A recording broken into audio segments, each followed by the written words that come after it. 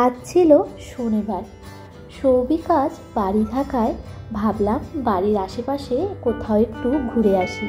এইদিকে প্রিয়ান বাবুর আজকাল বাইরে ঘোরার এত নেশা হয়েছে, একটু বাইরে পরা জামা পরিয়ে দিলেই ব্যাস চেঁচিয়ে চেঁচিয়ে তোমার মাথাটা পুরো খারাপ করে দেবে বাইরে নিয়ে যাওয়ার জন্য।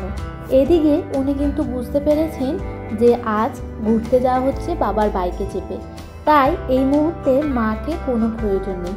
দেখেছো বাবার পেছন পেছন কিরকম ছুট দিয়েছে। আস্তে আস্তে গাড়ি আসছে, গাড়ি আসছে। প্রিয়ান আমাকে আসো। কোনো পাত্তা দেবে না এখন আমাকে, কারণ বাবার পিছু পিছুই দৌড়াবে।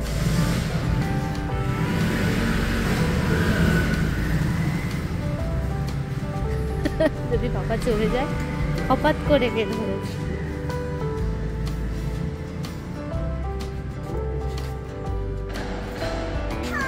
হ্যাঁ চলো আমরা চলে যাই, থাক চলো ওই দিক দিয়ে এসো, এদিক দিয়ে এসো।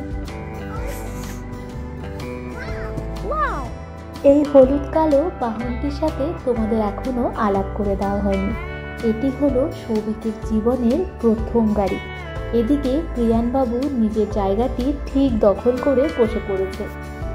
চলো এবার দুগ্গা দুগ্গা বলে যাত্রা শুরু করা যাক। এখন কিন্তু ব্যাঙ্গালোরের ওয়েদার বেশ ভালো, প্রায়শই টেম্পারেচার থাকে 21 থেকে 23 ডিগ্রির মধ্যে। আর এখানে সারাদিনই বেশ প্রবল জোরে হাওয়া বইতে থাকে, তাই প্রিয়ানের যাতে ঠান্ডা না লাগে তার জন্য ওকে একটা হালকা সোয়েটার আর টুপি পরিয়ে নিয়েছি। এখন ঘড়িতে বাজে প্রায় 6:30 মতো, সূর্যাস্তেরও সময় হয়ে এসেছে। এইদিকে ছোট্ট দুটো হাত দিয়ে প্রিয়ান তার পাপাকে শক্ত করে ধরে রেখেছে। ওই দেখো ওই দূরে সূর্যি মামার অস্ত যাওয়ার সময় হয়ে এসেছে। আমাদের এই অ্যাপার্টমেন্টটা এমন একটা জায়গায় অবস্থিত যে তোমাকে কিছু খেতে গেলে বা কিছু কিনতে গেলে নয় 4 কিলোমিটার আগে নয় 4 কিলোমিটার পেছনে যেতে হবে। যাই হোক বেশ ভালোই লাগছে, এই সুবাদে বেশ খানিকটা বাইকে চেপে ঘোরাও হয়ে গেল। আমি তো বাড়ি থেকে ভেবেই বেরিয়েছিলাম যে একটু 4-5টা ঘোরাঘুরি করব, তারপর না হয় ঘরে চলে যাব। হঠাৎ দেখি সৌভিক বাইকটা এনে দাঁড় করালো এই রেস্টুরেন্টটার সামনে। চলো সৌভিক গাড়িটা পার্ক করে আসুক, আমরা ভেতরে গিয়ে দেখি এখানে কি কি পাওয়া যায়। আসলে সৌভিক আমাদের 2 মাস কলকাতায় রেখে যখনই ব্যাঙ্গালোরে ছিল ওর হোটেলটা ছিল এই রেস্টুরেন্টগুলোর কাছাকাছি, তাই ও জানে এখানে কোথায় কি ভালো পাওয়া যায়। মেনু কার্ডে চোখ বুলিয়ে বিলিং কাউন্টার থেকে বিল করে সোজা চলে এলাম চাট সেন্টারে। চাট খেতে কোন মানুষের না ভাল লাগে বলো? আমার তো রাস্তায় চাট বানানো দেখলেই জিভে জল চলে আসে। তোমাদেরও কি এমন হয়? যাই হোক আজকে আমি অর্ডার করেছি পাপড়ি চাট। চলো দেখি ওরা কিভাবে বানায়।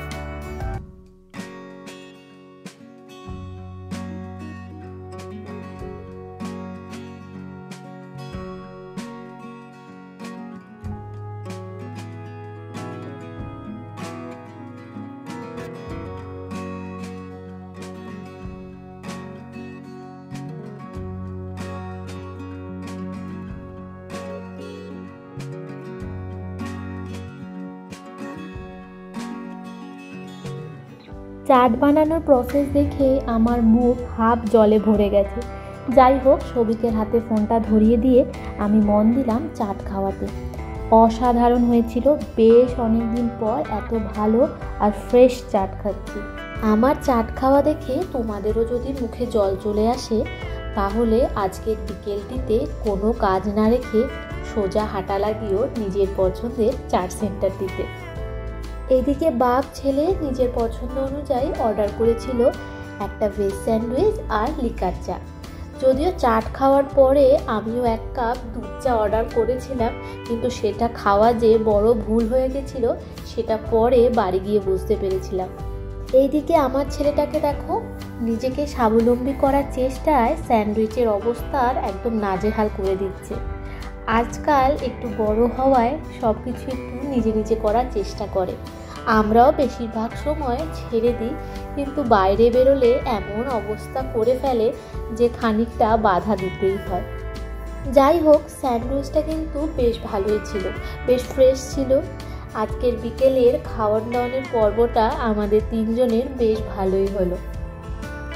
ব্যাঙ্গালোরে শিফট হওয়ার পরপরেই প্রিয়ানকে স্কুলে ভর্তি করে দেওয়া হয়েছে। তো স্কুলে অ্যাডমিশনের জন্য আমাদের তিনজনের 2 কপি করে স্ট্যাম্প সাইজ ফটো চেয়েছে। আমারটা যেহেতু বাড়িতে ছিল সেটা জমা দিয়ে দিয়েছি, কিন্তু সৌভিক আর প্রিয়ানের ফটোটা ছিল না বলে আজ ভেবেছিলাম যখন বেরোচ্ছি তাহলে ফটোটাও তুলে নিই। আসলে আমরা যে দিকটায় থাকি সেখানে অত ফটো স্টুডিও বা কিছু নেই, তো আসতে গেলে আমাদের এখানেই আসতে হতো।